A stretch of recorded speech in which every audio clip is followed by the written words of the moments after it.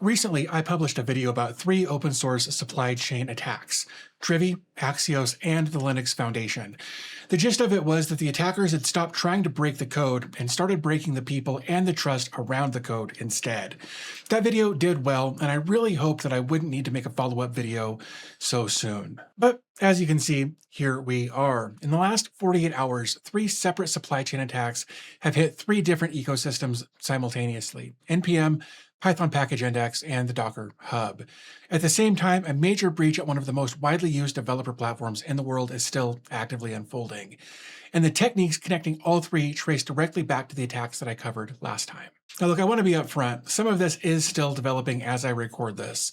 I'll tell you what we know, what we don't know, and what you should do right now if any of this affects you. If you haven't seen the previous video, the short version is this.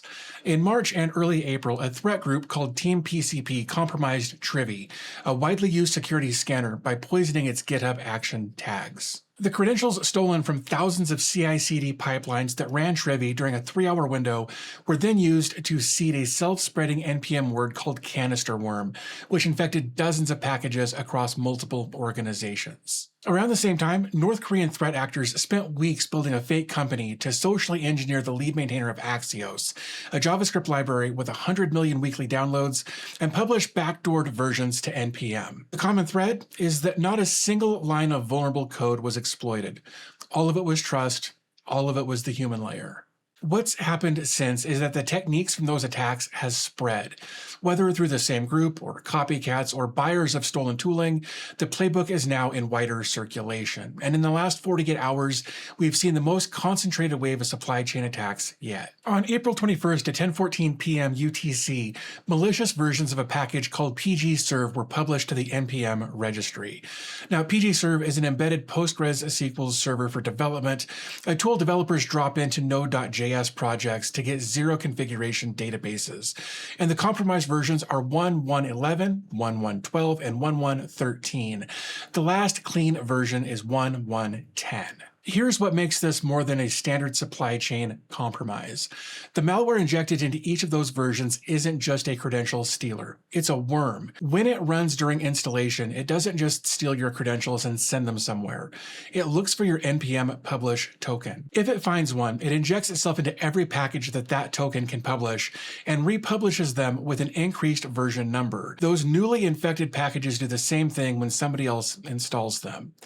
One developer installs a compromised package, their environment gets infected, every package they can publish gets infected, everyone who installs those packages gets infected, and so on. The packages confirmed as part of this campaign include pgserve versions 1.1.11 through 1.1.13, and at Automagic/Genie version 4.260421.36, which is a Namastex Labs package tied to an agentic AI developer workflow. Additional malicious versions were still being published and identified at the time I recorded this, so the list may have grown since then. The stolen credentials are encrypted with RSA 4096 and AES 256 and exfiltrated to a blockchain-hosted endpoint on the Internet Computer Protocol, or ICP. And there's no server to seize, no domain to pull, no provider to contact.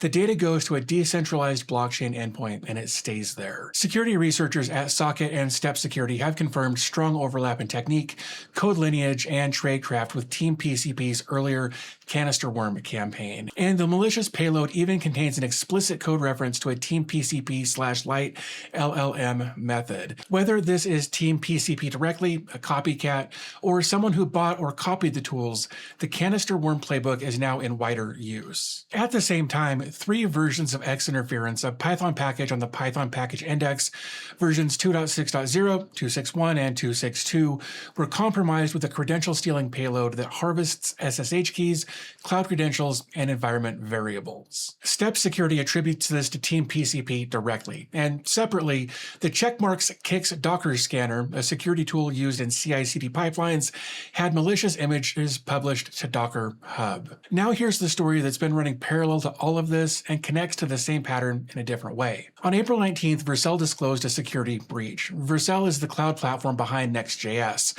one of the most widely used web frameworks in the world. Hundreds of thousands of organizations use Vercel to deploy and host their web applications.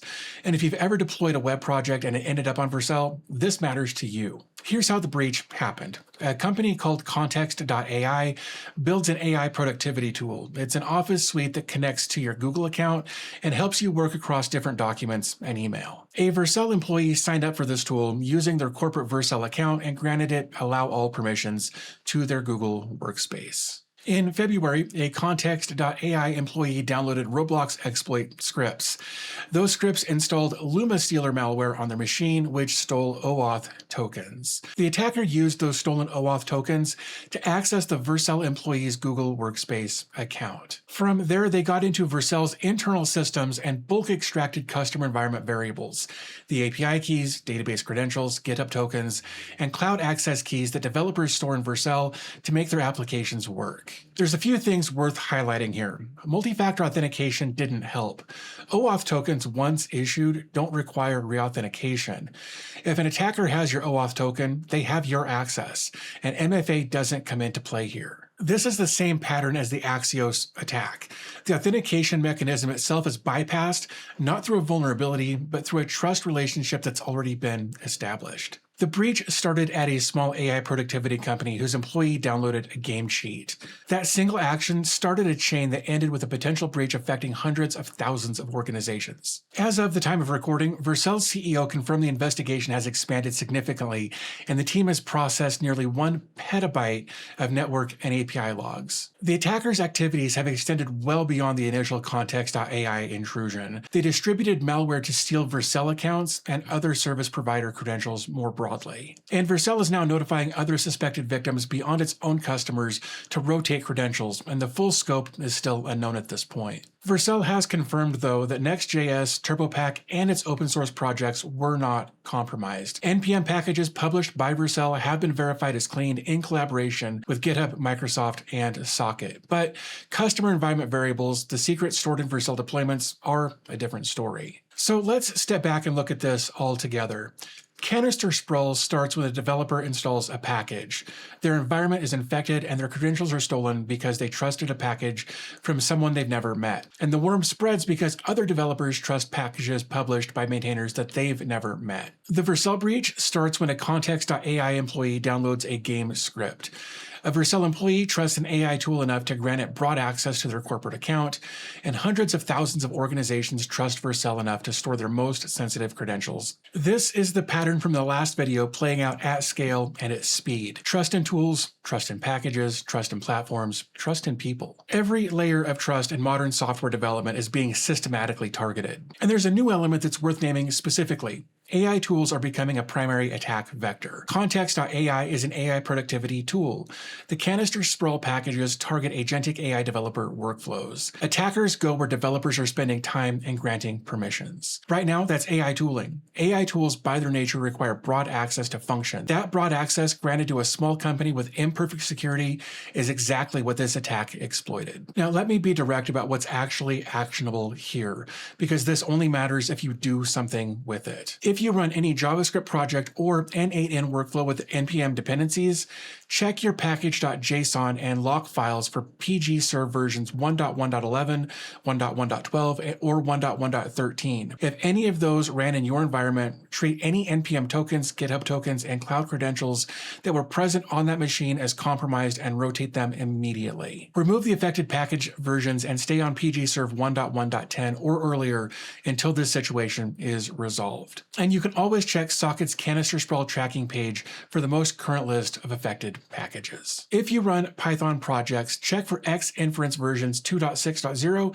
2.6.1, or 2.6.2. Rotate any credentials that were accessible in that environment. And if you use Vercel, go into your Vercel dashboard and mark all environment variables as sensitive. Vercel has a feature that stores sensitive variables in a way that can't be read through the admin interface. Anything not marked as sensitive was potentially fully readable. Rotate any API keys, database credentials, GitHub tokens, and cloud access keys stored in Vercel deployments. And just as point of reference, the exposure window is approximately February to April of 2026. And for everyone, the OAuth audit. This is the one that matters most long-term, and most people haven't done it. Go to your Google account security settings and audit every third-party application that has access to your account. How many of them have broad permissions? How many of them are small companies that you connected to years ago and forgot about? Any of them is a potential entry point for exactly what happened here. Revoke anything that isn't actively needed, and be skeptical of allow all permission requests from any tool going forward. The broader principle is every time you run an npm install, you're running code written by people that you've never met. Every time you connect an AI tool to your corporate Google account, you're extending your trust boundary to that company's security practices, and neither of those